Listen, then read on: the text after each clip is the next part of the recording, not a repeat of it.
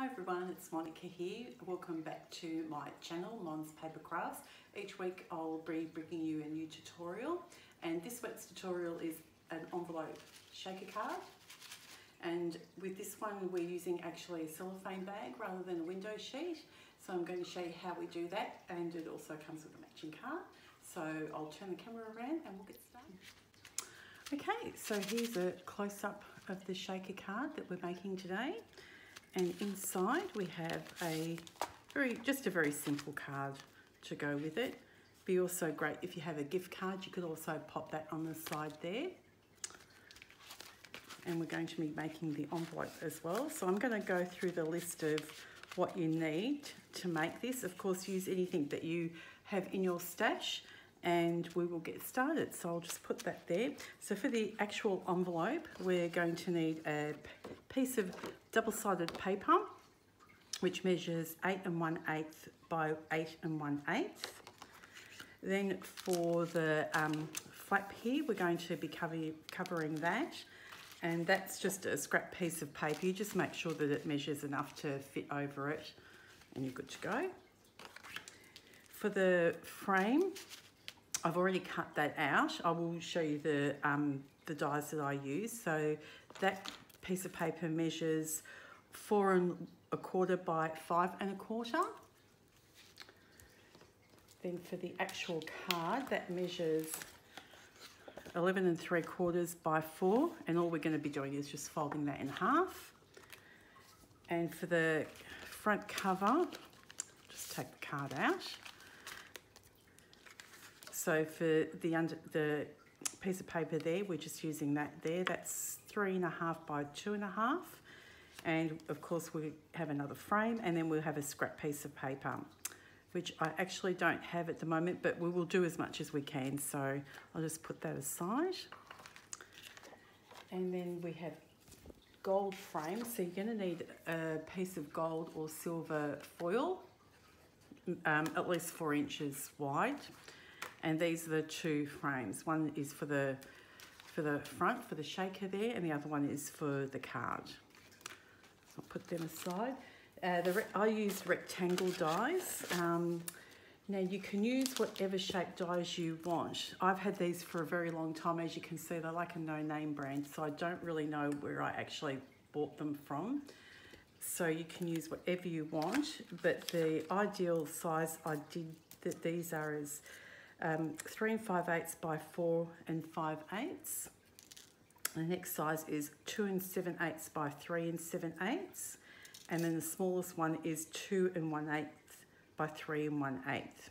So for the shaker part here, I used the middle one. So that's a 2 7/8 by 3 7/8. Now what I did to get the two frames is I'll just find my gold sheet of paper. And I don't know where I've put it. Oh, there we go. Okay, so all we do is we line them up like that. So nesting frames are ideal so that you get the frame effect. If you don't, that's fine. You could use whatever you want, washi tape or ribbon. And then what you do is you pop that through the big shot, and then you get these two frames that come out. So I'll just put those aside. And then what we're going to start with is the envelope. Oh, and sorry, for the card here, the inside of the card, it's 3 1/2 by 5. That's for your sentiment. And also, not to forget, the important thing is these little cello bags. These measure 3 by 5, and they're the self-sealing ones. You can get them in any of the variety stores. Most of us have them in our stash. All I do is just cut that off, which we're going to do now, because we're not going to be needing that. And a trick to stop your sequins from sticking to your cello bag is use dryer sheets. Now, I don't actually have a dryer, but I did have a friend who kindly was nice enough to do the dryer sheets for me. I just bought them at, Woolworths. in Safeway. So that's where I bought these from, just the Woolworths brand. Any brand's fine. And all you do is you just open your bag up and pop your dry sheet and just go around, and that just stops the sequins from becoming static. But you do need to use the dry sheets. I've tried them without having them go through the dryer, and it's a mess. It's just horrible. It feels terrible. So just make sure that they go through the dryer. Okay, so I've got my little sequin mix here already that match the colours that I wanted. So I'm going to pop those in the bag, and then they'll be ready to go. And then I'll show you how we seal them up. So you don't want too many, but you still want enough so that they roll around pretty. Oh, and you also will need foam strips as well. So pop that aside. So we will get our envelope punch board in. So with these envelope punch boards, they're great. They tell you the card size that you want, what size paper you'll need, and where to start scoring. So we are going to be, my one that I've picked is 4.5 by 5.5. So that's where I got the sizing of, 4.5 by 5.5, 8 1/8 by 8 1/8, and we're going to start on the 3 3/4. So all we do is we pop that in, and you find your 3 3/4, which is just there. So all you do then is punch and score. So you'll be able to see the score line there. And then what we do is we line this up with that little notch there, punch and score. We flip it.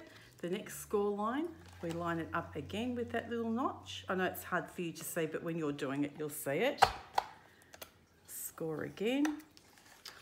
And then I'm going to line it up with that score line again with that notch.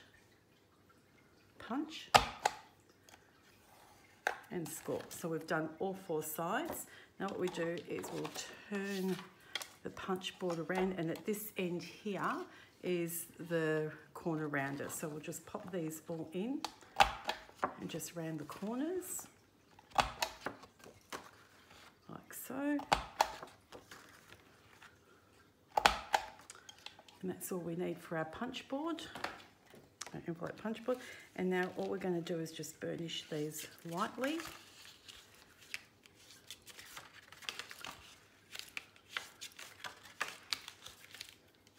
The envelopes are very simple to make. And we'll just get our score tape and just put some tape on each end here.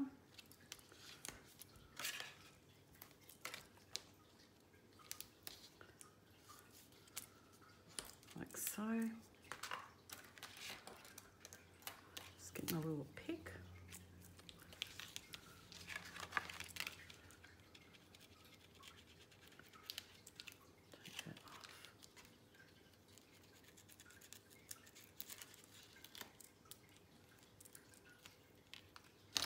And then we just fold that up, and there we have it. The envelope is already made. So what we're going to do for the back scrap piece of the envelope here, we're going to get some liquid glue. Let's get the Tombow and put that all around the edges because you want that to stick. You can use score tape also. I just find liquid glue a little bit easier to use. And then you want to put the paper just underneath the fold line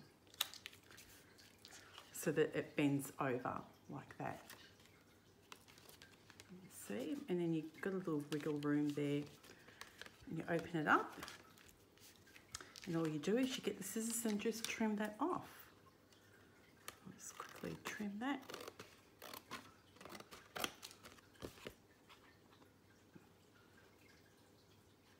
Great making your own custom envelopes because you can make them to match any card that you make. Just makes them look really special. Okay, Okay, I think I chopped into that a little bit. That's okay. So there you go. So you can make it however you like. So we've done the envelope, that's done. Now what we're going to do next is get the bag of sequins, and I'm going to flatten them out as much as I can. Now if I had wider sellotape I would be able to do it with one piece, but I'm actually going to do this with two pieces. So we just want to seal the end so that the sequins don't fall through. Oh, always my tape always rolls up on me. Okay, we'll try again. And you want that as flat as possible.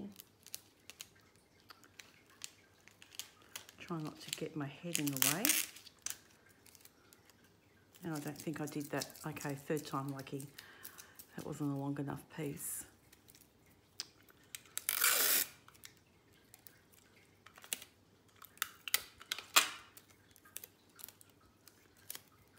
Okay, here we go. So I'm just going to get another piece for the other side. Like I said, if I had wider sellotape, I would have done that all in the one go. You want to try not to have the bag crinkle up on you. As straight as you can. Doesn't really matter what it looks like up the top too much because it's not going to be seen. Just trim the edges off.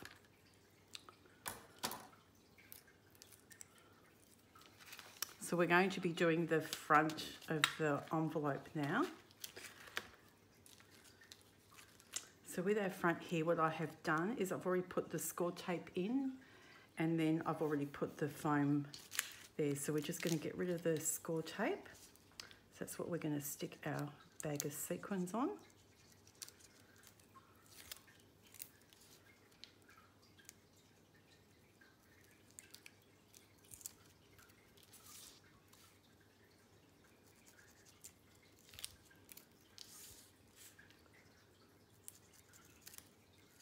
There we go.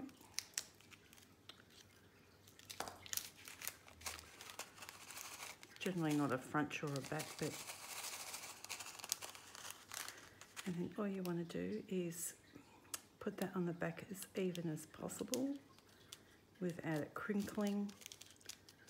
Pressing it down. There you have it. Ooh, pretty already. Okay, so we're going to now take off the top of these foam strips.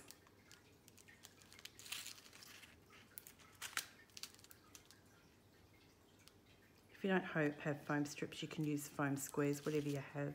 You just want to raise it a bit so that the sequins have a little bit of a space to move around. If you do it, which I've done in the past, straight flat to the card, they look pretty, but they don't move around. So this way they do. And you just want to center it as best as you can. I think I'm pretty happy with that. There we go. Starting to take shape already. So now what we want to do is the largest of the frames, we're going to put that on the front to finish it off.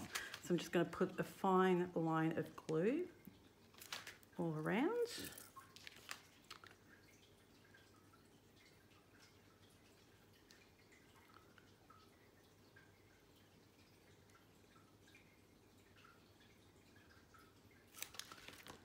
We'll pop our frame on. I think the frame just really finishes it off.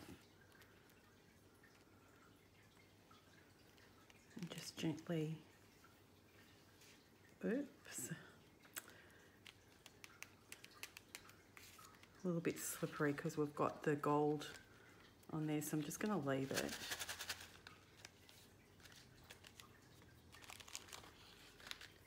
Now with the sentiment, okay, so we're going to do we'll do the card next. So we're just going to fold that in half. Just hold it and line it up. Just gently score that. Sorry, not score it, burnish it.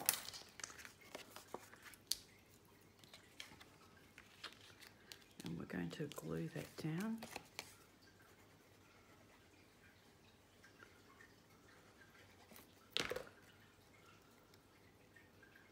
Just doing that on an angle.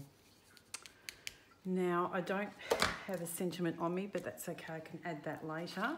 But what I'll do is I'll just show you the basics, and I'm just going to put the next frame on top, the small frame.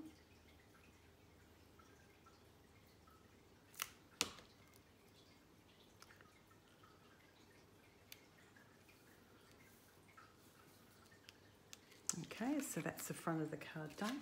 I'm going to get the inside. I'm just going to do a little bit of stamping here, just a happy birthday.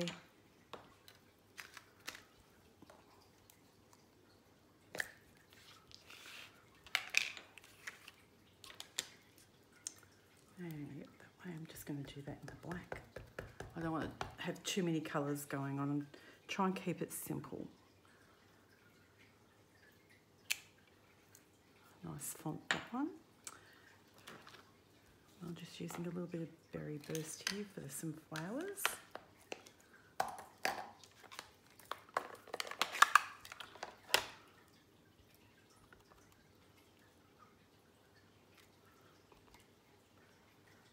This is just the little stamp that I used also just to stamp around that little frame there. And that'll do for that.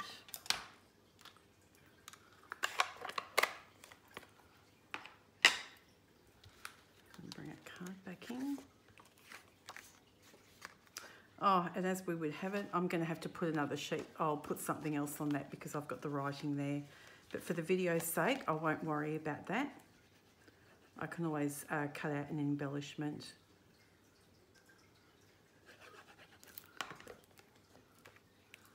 As long as I show you the most part.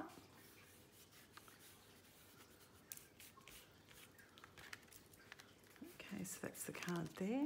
Now what I did on this one here, I put a little bit of, what's it called? A bit of tape on there, washi tape. So I'm going to do that with this one. I've chosen a pinky apricot colour, which is really pretty, just for something a little bit different. I'm actually going to just put a little bit of glue there to help it stick down, because as you know, washi tape doesn't really stick permanently that well. So just going to tuck that in there a little bit. Press that down.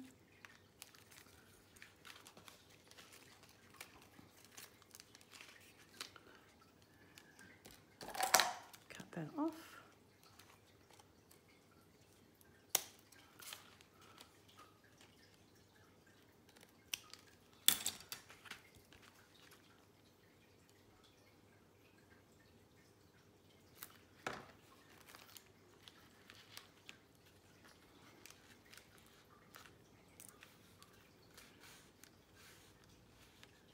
I think it just finishes it off.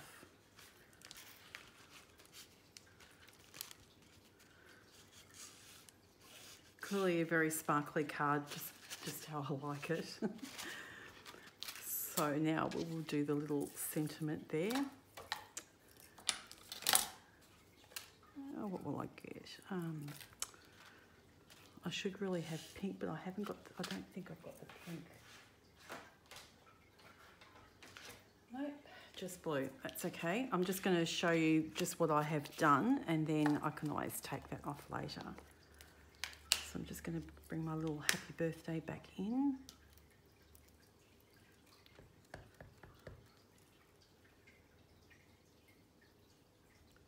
Stamp that. And I've got my little label punch.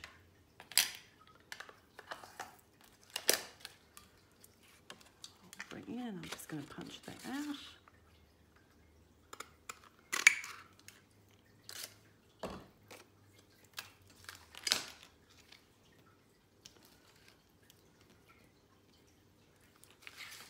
Everything's slippery. Okay, so I've got my two gold ones here.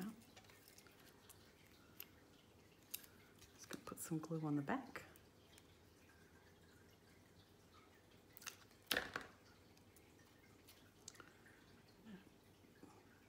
one there.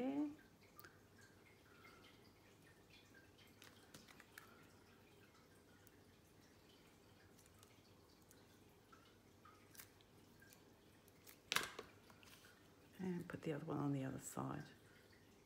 I didn't want anything too big on the front of the card. I didn't want it to take away from all the prettiness of the sequins.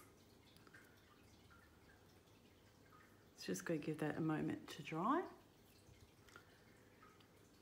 I had a little bit of foam tape, tiny little bit left over, so I didn't want to waste that. So I'll just pop that on the corner there. Take that off.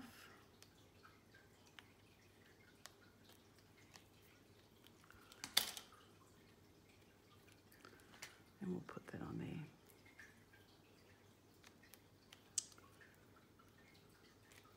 Like that. There we go. So that is it, done. So I'm going to pretend that the card's finished. I'm going to use this one so we can pop that inside. And it all just looks beautiful in itself. You could even put a gift card on the other side of that too. Put a strip of tape and put a gift card in that, and that'd be a really fun little gift to give. So I hope you enjoyed today's video. If you did, I would love it if you could give it a thumbs up and subscribe and share to anyone who you may think would really love to do something like this.